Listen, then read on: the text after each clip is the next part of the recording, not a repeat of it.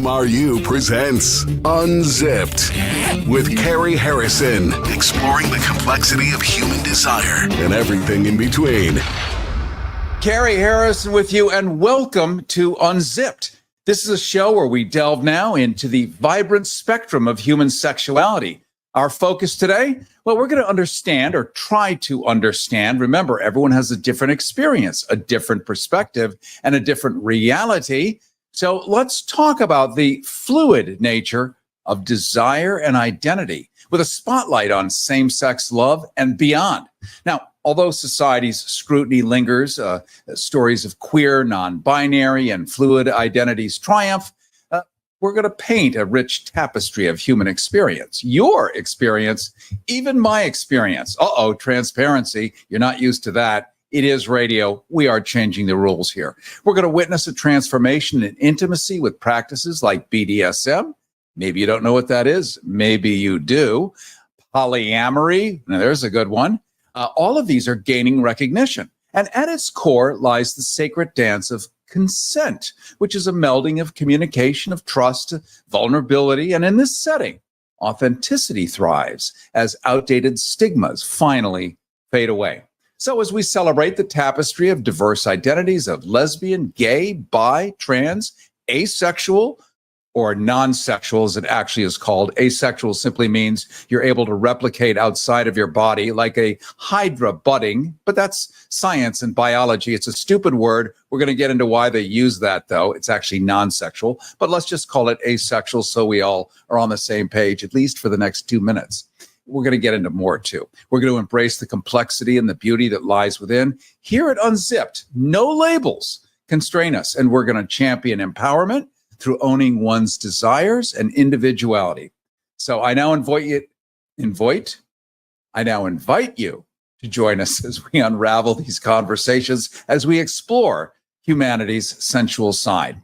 We're going to welcome Lenny Gallo. Lenny has been practicing therapy for over a decade. He's had extensive training in the field of human behavior and development. He graduated from Fordham's Graduate School of Social Service, currently a private practice therapist. Lenny Gallo works with a diverse group of people and backgrounds, including the LGBTQ plus community and entertainment and sports professionals. So that's basically all of humanity that might be out there in the game. He specializes in those of us struggling with sex addiction, anxiety disorders, OCD, body image concerns, and trauma. Lenny Gallo, I want to welcome you to Unzipped. Thank you so much for having me, Cary. Thank you. I appreciate that. And I always want to start with a professional because, you can bring on people to give opinions, which we will certainly soon enough. We will have a panel discussion coming up in the next number of minutes. But I think it's important to establish that people's sexuality is real. They're not kidding. Like being gay is not a choice. On Thursday, I choose to do that. That people are actually born with a certain way of looking at the world. For example, you ask a straight man, how often do you wake up in the morning and say, I'm going to like girls today? I never. Don't even think about it. Not on the radar. Perfectly natural. Have you, in your practice, found that gay people wake up the same way? They do not. They don't wake up and just decide they're going to be gay. They don't wake up and decide that this is a choice for them. Most of the people I work with, anyone who is gay, I've yet to hear a story for somebody who decided that, today I'm going to just do this. Today's the day I'm going to just be gay. Yeah, because who wouldn't wake up and say, I think I'm going to, my head is craving a lead pipe. Yes. And some bullying while I'm at it. And then after lunch, not going to happen. Not going to happen. Although I will tell you that I find that people are much more fluid with their sexuality right now, which is something that we haven't seen before. So it's really interesting to see how, as things become more progressive, that people are becoming a little bit more fluid with their sexuality. Let's talk about that a little bit, because that jumps into the whole notion of bisexuality. And straight people, gay people, neither really wants to acknowledge the bisexual. It's kind of like, well, they're just greedy, pick a side. But they have picked a side. So I will say the people who I struggle with, I should say, who struggle the most, I think, trying to find identity is the bisexual community, at least in my experience and the patients I've worked with, because I think there's still that stigma that's out there. Pick a side. The gay community is like, you got to pick this side. The heterosexual community is, you got to pick this side. And it does cause a lot of just tension. And I think the bisexual community is finally starting to get its day in the sun, where they're finally starting to kind of really, we're starting to see some great literature come out and some great books and research come out with just this idea of, it's okay. A lot of people are very much caught in that sort of middle ground, and anywhere on the spectrum of that middle ground. Some people will choose to get involved with a woman, but they'll say, hey, you know what? Part of their relationship is, I'm going to, also sleep with men. So they're finding interesting ways to navigate it. It's very interesting. But yes, for so long, there was this thought that bisexuality was kind of either gay men who were in the closet, or straight people who were just fiddling around, and we're just not seeing that. We're not seeing that as much. To your point, Lenny Gallo, and you're a therapist and you deal with live human beings that actually are out there doing live human being sorts of things, which is why we have this show Unzipped to talk about this. Fiddling around, as you say. Great fiddlers like Alexander the Great, who conquered most of the known world, was fiddling around. Plato, Socrates. In fact, everybody has fiddled around. In fact, in Rome, everybody was fiddling around. In fact, people do. The Kinsey scale between 1 and 6, you're either extreme in one way or the other. Most people fall somewhere in the middle and can slide a little bit back and forth depending on, it's no secret that in the Navy, on those ships without women on there, well, people do what they do. But they're not gay, but they're not this, they're not that. It's how you explain it. I think shame. I think we're now entering into the conversation of the shame part, which is a big driver to how people want to describe themselves. Yes. Shame. In my experience in working with a lot of people who are at least who define themselves as bisexual, the shame is like the biggest piece of that, because it's trying to explain to their friends, their family, that they're not, that it's really a hard thing for them, and they feel very conflicted. And I think society kind of puts people into this sort of box where they almost have to choose, and so that's where it kind of just creates all these other sorts of problems, in terms of relationships and things like that. And for some bisexual men, I believe that they do well in relationships. For others, I find that they relationships aren't necessarily the thing for them, and I'm finding that a lot more people now are at least looking to they're much more open now and willing to sort of explore possibilities. There was a point when, you really just could not be bisexual. No, they would say a bisexual is somebody who will have sex with you if you buy them something. And then there's a trisexual where they'll try anything, or a quadrisexual where they'll do it for a quarter. That's probably me.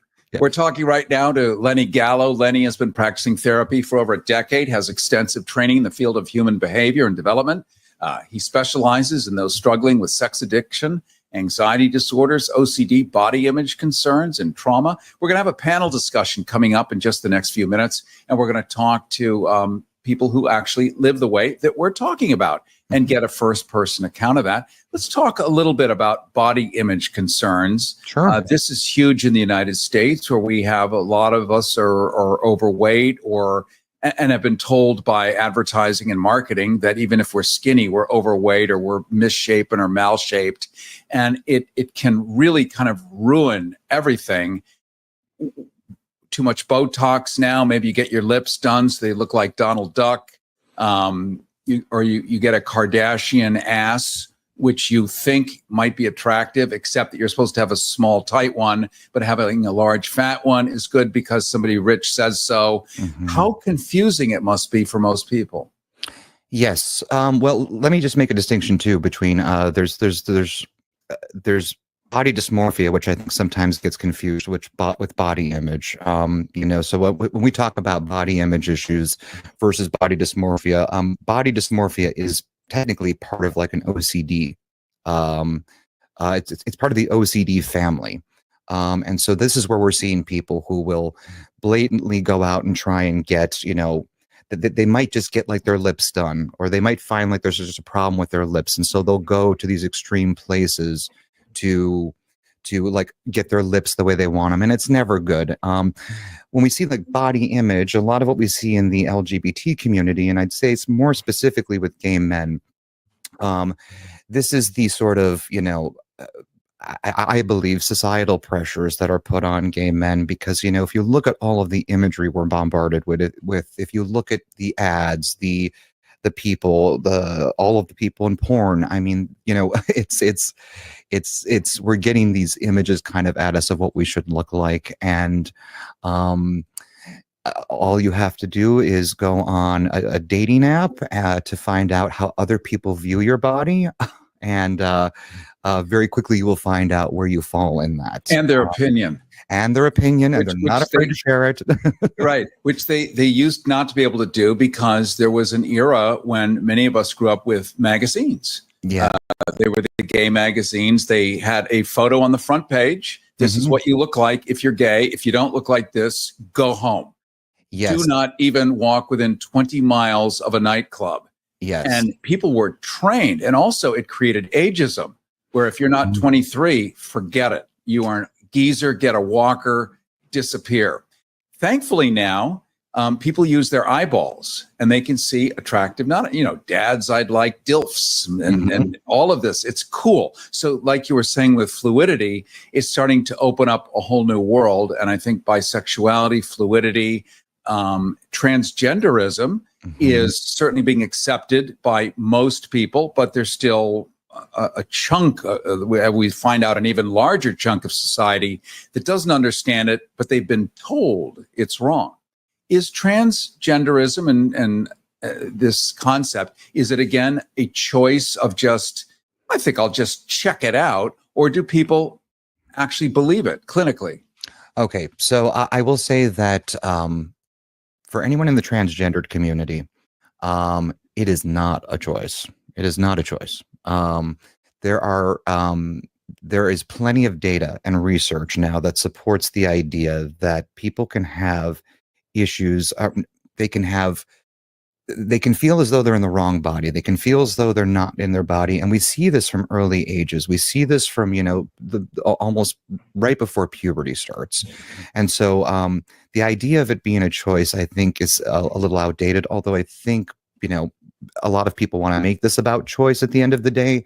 And I think what's happening there is, it is not uncommon for a 10, 12, 6-year-old boy to want to play with Barbie dolls. And I think sometimes that might get confused with true individuals in the transgendered community. So there are sometimes, just kids who want to explore, and sometimes, people who really feel like they're in the wrong body.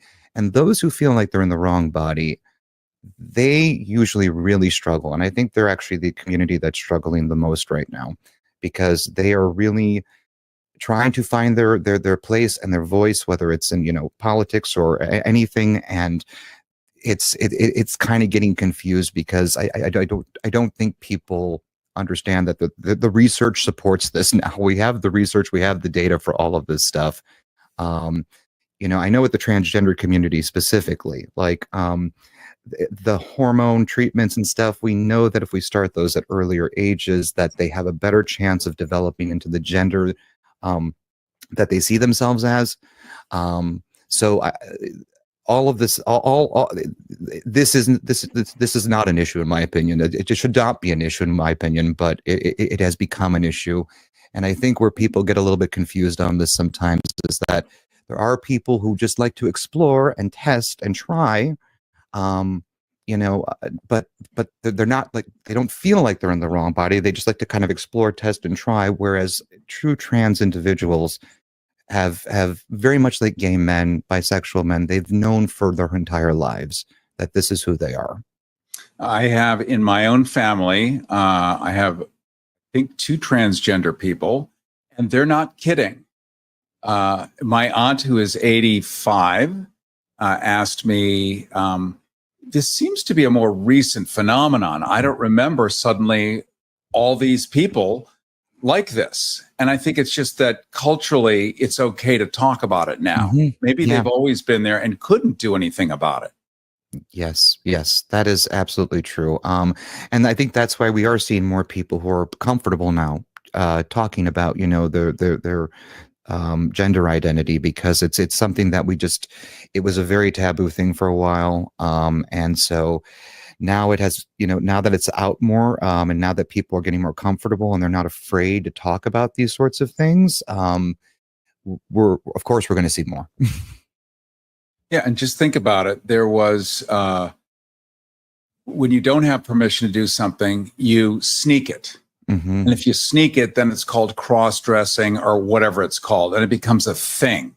And it's a thing that people can try to bash down. But human nature is human nature. And as we all know, when we all form female.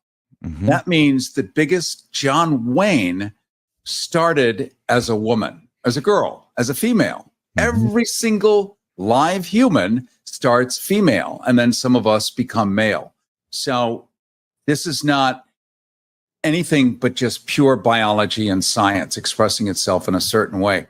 Coming up in a couple of minutes, we're going to take a break. And then when we come back, we're going to have a little panel discussion with a couple of different bisexuals, including, and I'm going to jump in with my personal story.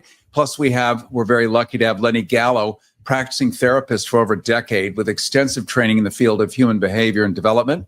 Graduated from Fordham's Graduate School of Social Service, currently a private practice therapist, working with a diverse group of people and backgrounds, including the LGBTQ plus community. We may get into the acronym and just how long will it go? A question that a lot of people have. Entertainment sports professionals as well. He consults and counsels them. Specializes in those struggling with sex addiction, anxiety disorders, OCD, body image concerns, and trauma. This is Unzipped. Cary Harrison with you, back in a flash. Unzipped with Cary Harrison, exploring the complexity of human desire and everything in between. Cary Harrison with you as we continue with Unzipped, a show where we're delving into the vibrant spectrum of human sexuality, focusing today on understanding the fluid nature of desire and identity, with a spotlight on same-sex love and beyond. And although society's scrutiny lingers and stories of queer and non-binary and fluid identities triumph, we are here to paint a rich tapestry of the human experience, your human experience. We were talking earlier, who's still here, Lenny Gallo, a practicing therapist for over a decade with extensive training in the field of human behavior and development. He specializes in those struggling with sex addiction and anxiety disorders, OCD, body image concerns, and trauma. It's good to have an expert here so it's not a bunch of people opining. However, you will find that people have always done what they do and they are who they say they are. And he's here to, let's just say, give credibility to what we're all talking about. We have a panel now set up. We have Rocky, who is in Tampa, Florida, and he prefers not to have a label. So he is of that generation where just leave me alone. I like what I like, and I'm going to like it when I do. We have Atlanson, who is also from Los Angeles, but is in St. Petersburg, Florida at the moment. And he's going to kick on his camera so you can see this video. He'll be on in just a second. We also have Rory Penland, who is also bisexual. And we're going to talk about the real stories of what is the experience of people. So I'm going to throw out the first question here to any of our 2 bisexual friends. We don't know about Rocky because he doesn't have a label, but to any of our bisexual friends, do you mean it? Or is it just like, is it you actually like women and you like men and you can like them both at the same time? Yes. All right. That's the end of the show. So by the way, I'm in my car, so I've got lots of quarters, Cary. For the quadrisexual. For the quadrisexual. So talk a little bit, Rory, about what that means. There are going to be tens of thousands of listeners who are, they're following the rules. The rules say there's one thing I can like, that's it. I don't go beyond that. I don't want to get in trouble. So they need to know that their neighbors and their parents probably and grandparents and everything else they've ever read has a lot more nuance and color than they ever thought. Well, luckily for me in my life, I've just, run into a lot of people who like to swang. And I've just had good luck with, partners and friends that I've been with who have allowed me to enjoy both. It's the best of both worlds, as a lot of people say, So this is something that I've never told, anybody other than the people I've been with up until this very moment. And I agreed to come on the show and talk about it. But there are times, when I love women and I love what I can do with women, and vice versa.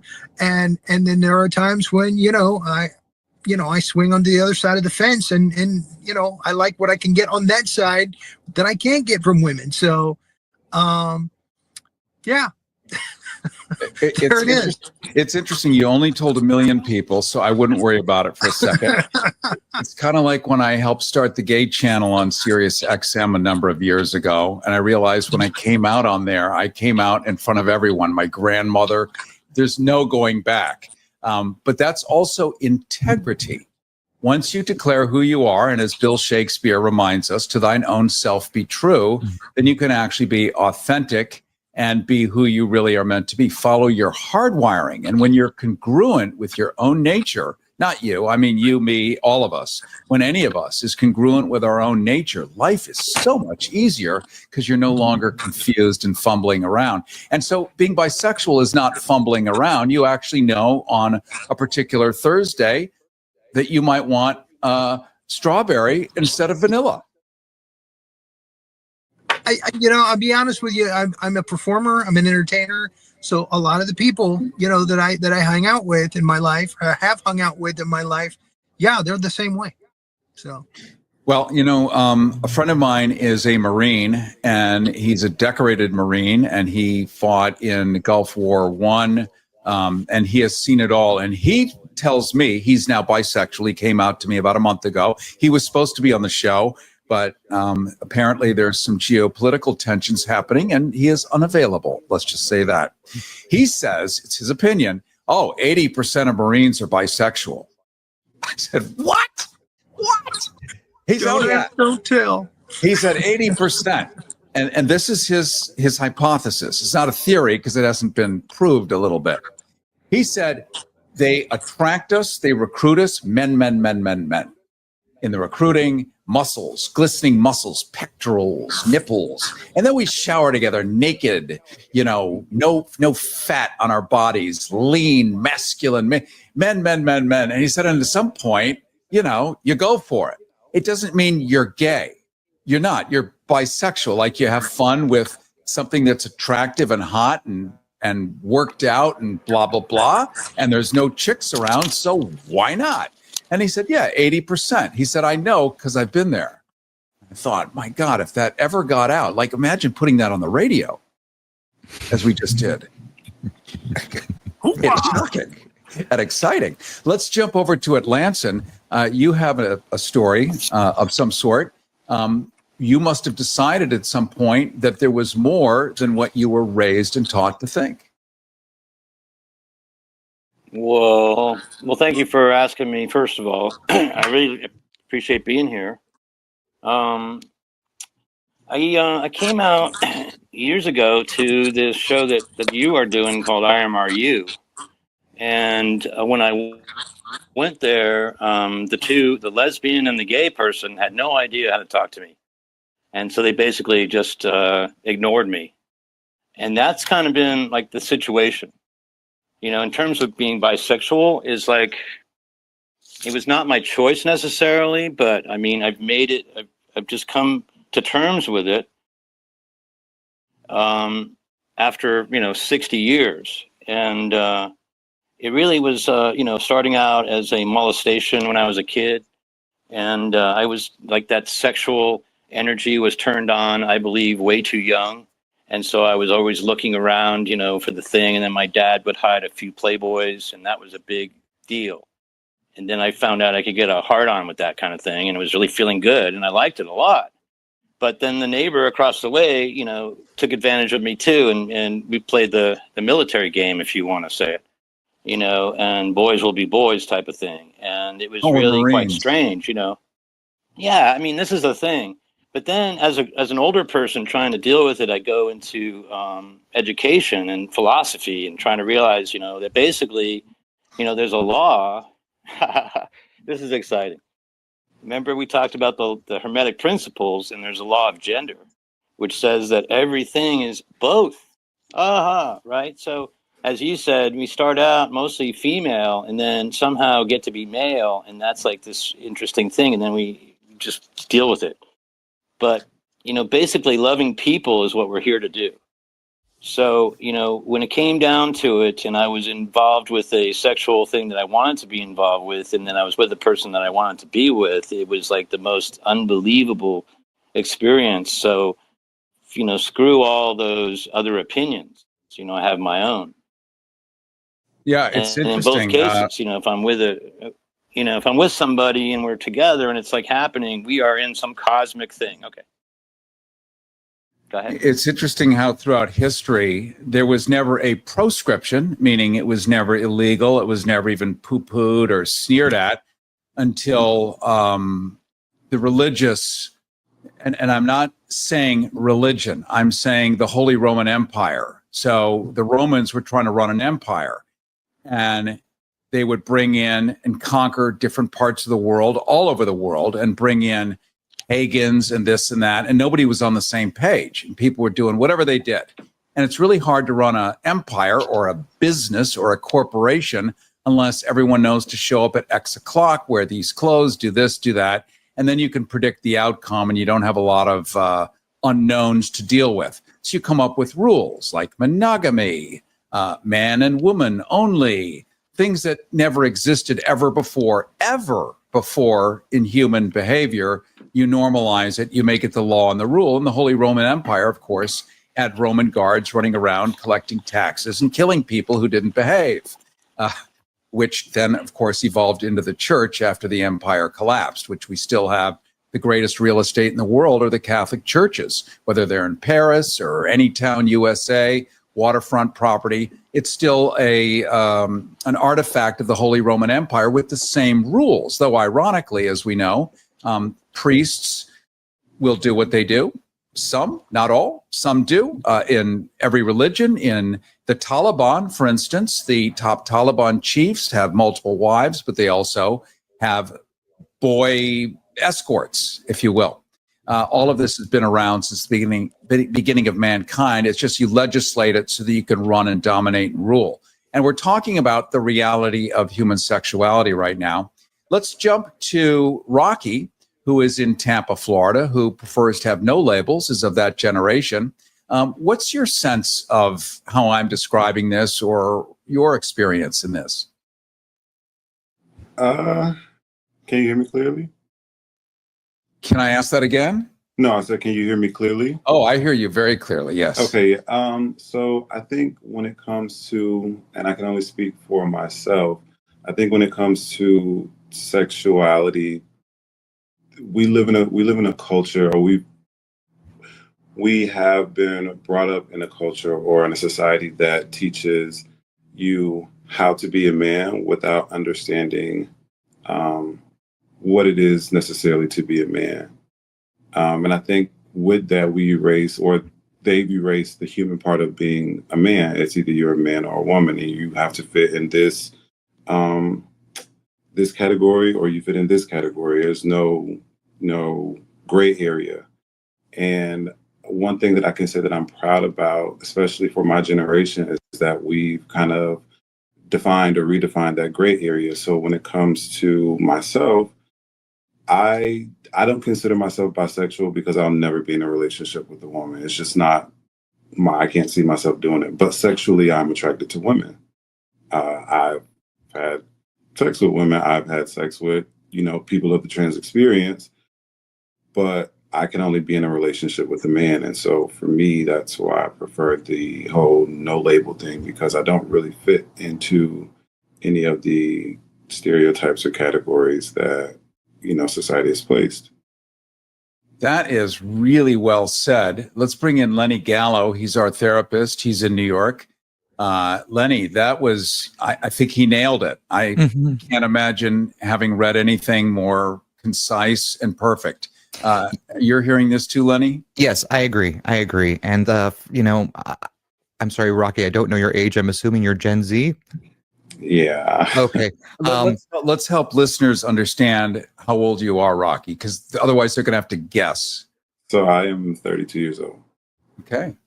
Yeah, I was going to say this is something that we're seeing with Gen Z, I think, for the first time, is people who, don't want to be labeled, or who are experiencing like they just don't want to define themselves by sexuality, gender, and it's kind of nice to see, and I'm happy to hear your story. And Harrison said it well, very well stated, but. Yours is the first generation, kind of a trend-setting generation for what's coming next. If I were to be transparent and honest, which I now have to be because I just set myself up, I would tell you that I remember having girlfriends, when I was 13 or 14 or whatever, when you start making out for the first time. And I loved them. And I did have girlfriends, and I was a pretty decent boyfriend. But I did kind of tire of that experience. And I also, I went to a boarding school in Switzerland, which had a shower room in the basement with 5 spouts. So you always had to shower in groups. And it was a boys' school. I should throw that in. It was a boys' school. And I am, as they used to say in Jane Austen novels, budding into maturity, budding. And so at the time of budding, I'm in the shower with, other 14 and 15-year-old European lads. And I did find it exotic. And I had known all along, but I was raised to know that it was forbidden, that I was absolutely forbidden to ever act out in this. And so I had to hide my shame by actually showering with my stomach against the wall for 4 years. Now, why would I do that? Because I couldn't hide my reaction. Yeah, I had a boner. I love the dead air after that. It just makes it so poignant, doesn't it? Yeah. And I was embarrassed. I was ashamed and all of that. But nature made the decision. I didn't. And I think that's what we're learning today here, is that if you follow nature, nature is always right. And as they say, God does not make mistakes. Agreed. Yeah. We're seeing this. There's plenty of research and data that supports this now, and there's plenty of. All we have to do is look at the animal kingdom, right? If we want to, look at the science too behind that, it's there. And we know the penguins. At least on my end of the coast, we know the penguins from the Bronx Zoo. Is that Milo and yeah, I forget the other one's name, but let's do the story quickly for people that might not know about this. It's fascinating, and correct me where I'm wrong here, Lenny. A couple of penguins. I think one of the father penguins dies. And so the 2 gay penguins, which is like 10% of the animal kingdom, is same-sexual, except for giraffes, 74% same-sexual. I know. Dolphins, in fact, fruit flies, ironically, going back to around the year 2003 or 4, they did an experiment where they raised and lowered the temperature of these very basic creatures, fruit flies, which are used for all kinds of medical experiments because they're very impressionable and they're awesome to study. They raised and lowered the temperature and changed the sexual orientation of a fruit fly 5 different times based on the temperature. These penguins, which naturally occur, same-sexual, about 10%, took over and raised the eggs of the formerly heterosexual penguins. and became a proxy father figure. And they became famous because not only did they do this, but they were gay penguins in a public zoo with little Timmy and Mildred watching. Yeah, it was it was a cute story, and it was nice to see that in the, to see it played out in other areas, for people who want to dispute the science end of things.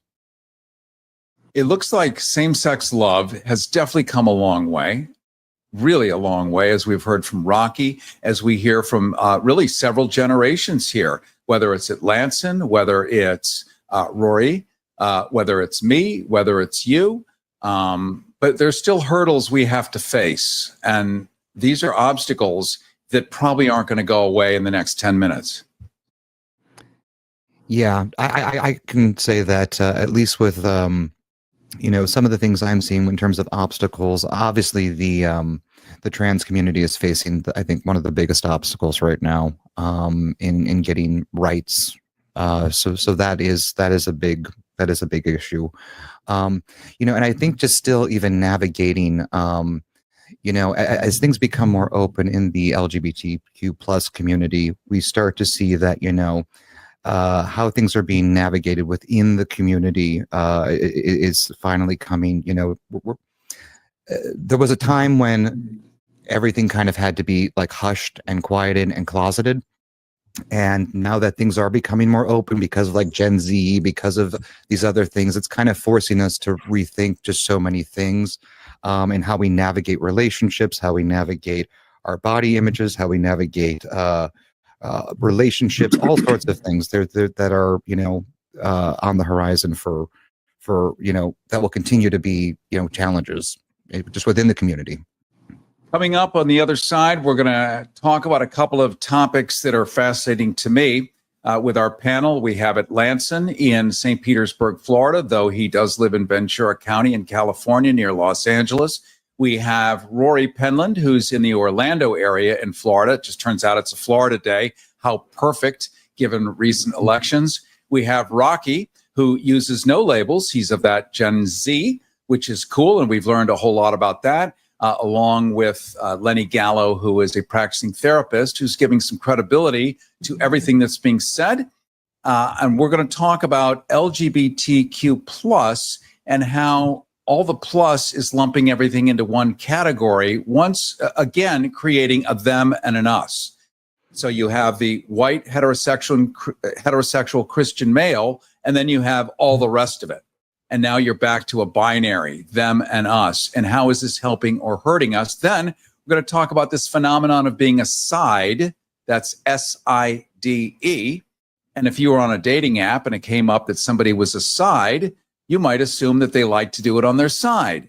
That's not what it means. We're going to get into that in just a moment. Unzipped with Cary Harrison, exploring the complexity of human desire and everything in between. Cary Harrison with you, and this is Unzipped, a presentation of IMRU Radio, the longest gay radio show in America over, I think we're almost hitting 40 years.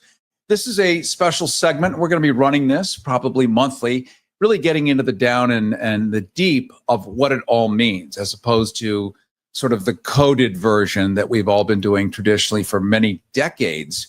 We're going to get into who you are, all of us as humans, delving into the vibrant spectrum of our human sexuality. And today, we're talking about the fluid nature of desire and also identity and the many forms of it, spotlighting same-sex love and going well beyond, looking into the rich human tapestry and hassle of who we are, which is not easy, being congruent with your nature, standing up for who you are, standing up for others whom you may never meet. That is a true act of bravery and courage. Anyone who comes out of the closet is a brave person. It is the unbrave person who hides, who might use a label or a moniker, such as on dating apps. And I'm not saying they're unbrave, but it's a curiosity, this new term called a side. So let's open it up to the panel here. We've got Rory Penland, who's in Orlando. We've got Lenny Gallo, who's a therapist of over a decade, dealing with top professional sports stars, with entertainers, and with very urban people in New York. So a complicated skill set he has, and he's looking at human sexuality from his clinical perspective. Plus, we have Rocky, who is in Tampa, Florida, and Atlanson, who is from Los Angeles, but happens to be also somehow in Florida, in St. Petersburg. And let me ask you, Rory Penland, you're in next to Disney World. So that is the capital of all things Disney, and really everything you want to know about human culture is there. I'm on the other side of town from the Mickey Mouse. Yeah. Okay. So this side, SIDE. Yeah. This is the first time. New category so I'm waiting for you to tell me what it is. Gay dating apps. Tell me about a side. Again, this is the first I've heard of this, so I'm waiting for you to tell me what it is. What do you think it is? Well, again, we're talking about bisexuality, and before the show, people were talking about, a lot of people make you pick sides or want you to pick a side. They don't want you to have the best of both worlds, as we talked about before. So, if you go on a dating app and see somebody that calls himself a side, I have no clue what that is. All right, let's go to Atlanson. What is a side?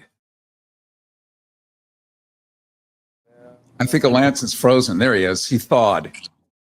We're video streaming at the same time, by the way, which you can find on the website here. Atlanson, you're thawed out. What's your understanding of a side? And your audio is gone. We'll come back to you in just a second. Okay, we can't hear your audio. Let's go to Rocky. Rocky, I think you're going to be much more enlightened in this category. Yes, so a side is someone who doesn't particularly subscribe to the top or bottom roles, or first top, or any of the sexual roles. And primarily there's someone who is more focused on like oral only, or like jacking off, or any of that stuff that's not like penetration. Mm-hmm. Yeah. This is I think where I see a big issue. And this is Lenny Gallo, by the way, who's a therapist in New York. So I see this as more of an issue in the sort of gay community, or specifically with gay men, because this term side has now come this term side has now come about, and it was kind of there's plenty of people who do not like anal sex. There's plenty of people who are not don't like to engage in anal sex, or maybe they're not ready to explore or experiment with it. And so this term side was kind of designed or put out there so that people could feel comfortable saying, I want oral only, or I only want to partake in oral activities and things of that nature. And I will say that I think the side community now is also getting a little bit of stigma, because they oftentimes, there's an assumption sometimes, at least within the gay community, that it's top bottom. And so I'm actually happy to hear about sides. And I think this is a fun new term that we've got to kind of really say that not all gay men like anal sex or want anal sex, but that it's okay to just do oral, and it's okay to just have oral activities. Well, I'm going to advocate for the devil. That's being a devil's advocate. It doesn't mean I'm a Satanist here, although some people might think so after I speak. Cary Harrison here, by the way. This is Unzipped. I'm curious because I have, on the dating apps, encountered multiple sides who have unquenchable appetites, just like everyone else. They just want to avoid the top or bottom. We probably ought to maybe say what that means, as opposed to speaking in codes and acronyms. So in the heterosexual world, a bottom would be the woman's position, only by virtue of genitalia. It's the just catcher. Yeah, it's just the catcher. It's just by design. But actually, people enjoy the catcher position. So the myth is that you're allowing someone to do this because they have to get laid. So you're going to let them do it. Oh my God, what could be worse? But you're going to let them do it. Well, surprisingly enough, if you flip a man and a woman on their back, so I want you to imagine a man and a woman next to each other, both on their back, you go in about an inch or a half an inch. On the man is the prostate gland, the source of the orgasm. Yep. There it is. And on the woman, you go in and there are the Grafenberg ridges or the G spot, the exact same location. But as one becomes a man, he grows a prostate. Women don't have prostate, but in the same region is the area of erogyny. Okay. So if you strike that area on both, they both respond the same way. So if you are the catcher as a male, you are simply having that region, let's just say titillated.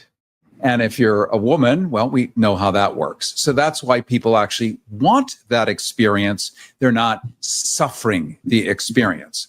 This sign phenomenon, which is curious because it's new and it is getting stigmatized, people don't really understand it because who doesn't want to fill in the blank? I mean, come on, hands in the air. Who doesn't really want to? But some people don't. Now, in my experience on the dating apps, when a sign comes to me, I want to know, what is this?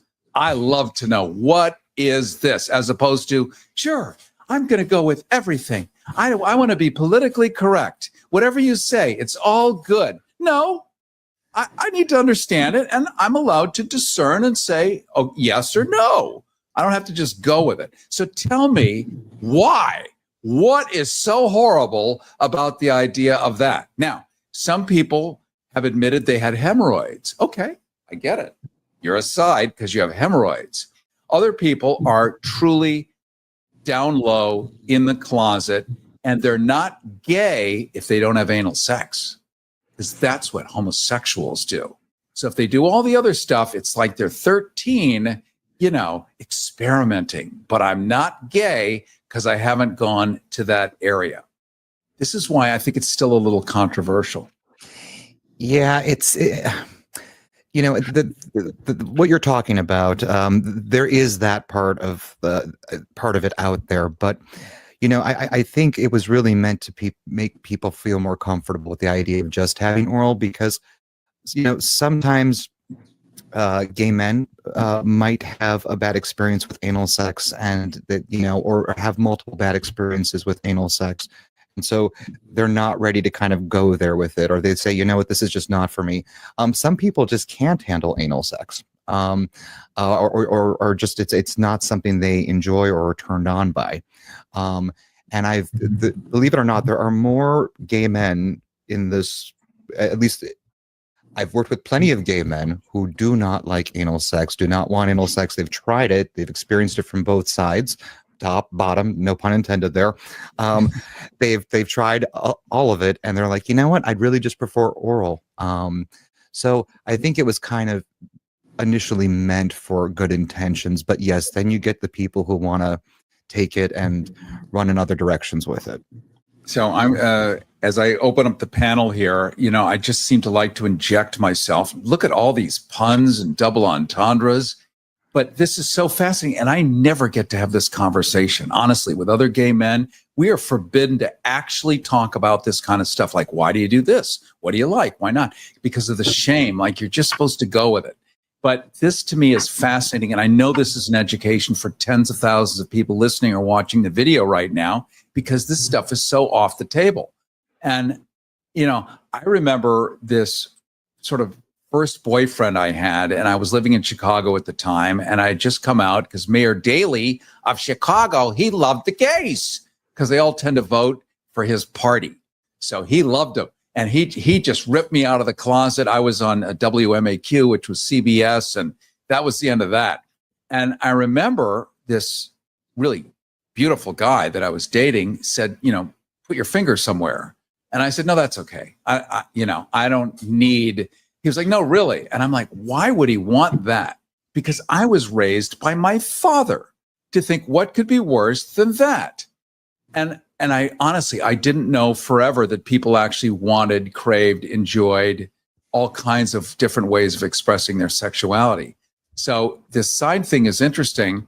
Rory, are you more in tune now that you know what it is? I understand now. Yes. and I want to interject at this point in the conversation, poppers. Okay, you got to help us know. So Mildred, who's 85, who loves this station, is saying poppers. in Asia, if you get together with people who are into anal sex, yeah, they will give you poppers, which is supposed to relax you for that. So let me help with what poppers are. Poppers originally was VCR cleaner. If people remember in their history books, a video cassette recorder. Well, the heads, because it ran tape, magnetic tape, it would get gooey and glunk up the heads. And so you would put this videotape cleaner on it, which is sort of like nail polish remover. It has a happy side effect when you sniff it. It causes all the veins, your vascular system to dilate. And I mean, you just get flooded with the most magnificent kind of high. And when you mix that with sex, it's almost indescribable. So it allows you, if you're in a receptive position, if you catch my drift, to relax and accommodate. And it actually can be magnificent. So I'm told. That's poppers. Didn't work for me. So I guess I'm a side.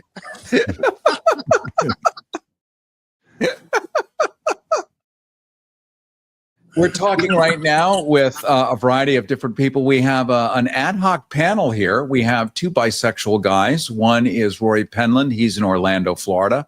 Another is Atlanson. He is from Los Angeles, but in St. Petersburg, Florida at the moment. We have Rocky, who is in Tampa, Florida, and he is a Gen Z, so he has no label. He explained really well how that is, and it made sense to a lot of us who never thought of it that way. And then we have Lenny Gallo, who is a practiced therapist with 10 years, a decade of having helped many sports figures, celebrities, and of course the urban nature of New York City with all manner of sexualities, getting credibility and understanding clinically how real this stuff is and how normal it actually all is. Let's end this way because we're running up against the clock. Rory, what would be the deal breaker for you if somebody said, yeah, I want to punch you because that's hot? Do you understand that as being like a reasonable thing, or do you think, is that a line for you? Punching somebody. I'm not into violence at all. Role playing. It's very tough for me to take a kind of I'm not going to say dominant role, but one that's a negative kind of role. Like oh gosh, how do I how do I go down this road? I'm not into the S&M. I'm not into hurting people, even if they say they want it. That's tough for me. So, and you can tell I'm teasing the next topic for the next show, which is going to be fetishes, because that's also something that needs to be looked at and explained. And, is it normal? Is it not normal? What does normal mean? So we're going to get into that. How about you, Rocky? Fetishes. I'm not asking what yours is, but you can volunteer it if you had one. Okay, so no, I don't have any fetishes. I'm pretty plain Jane when it comes to that kind of stuff. But I do want to kind of jump back to the last topic and offer a different perspective on this whole side situation. So I think that, especially from my experience, at least, a lot of men are taught to not be into the whole intimacy part of things. And with sex does come some level of, emotional exchange and intimacy. And so a lot of men just want to, get their rocks off and send you on about their way. Having sex opens the door to having feelings, and you want to cuddle and talk and get to know me. But if you're just coming to, give me head, it's once the deed is done, you're out the door, and we keep it simple like that. Okay. Well, it all makes sense to me, and I am enlightened and informed 100%. Lenny Gallo, I want to thank you for coming on. Thank you so all the much. way from New York, as if all the way means anything with modern technology, but it still sounds pretty magnificent. And Rocky, you're in Tampa, Florida. Atlanson, you're in St. Petersburg, Florida, but you live in LA. And Rory Penland, you're in Orlando, Florida. Thank you for coming on. And I want to thank our magnificent directress, who is none other than the great Renee Yawarski, an attorney who is directing the show. So this is a top-notch production, folks. And you can make sure to watch the video. You can go to, just Google my Cary Harrison, and it'll be on everything with a chip and a signal. This is Unzipped, a special presentation, a monthly presentation here on IMRU Radio, based in Los Angeles, California on KPFK 90.7 FM. And I so look forward to unzipping with you again next time. Unzipped with Cary Harrison, exploring the complexity of human desire and everything in between.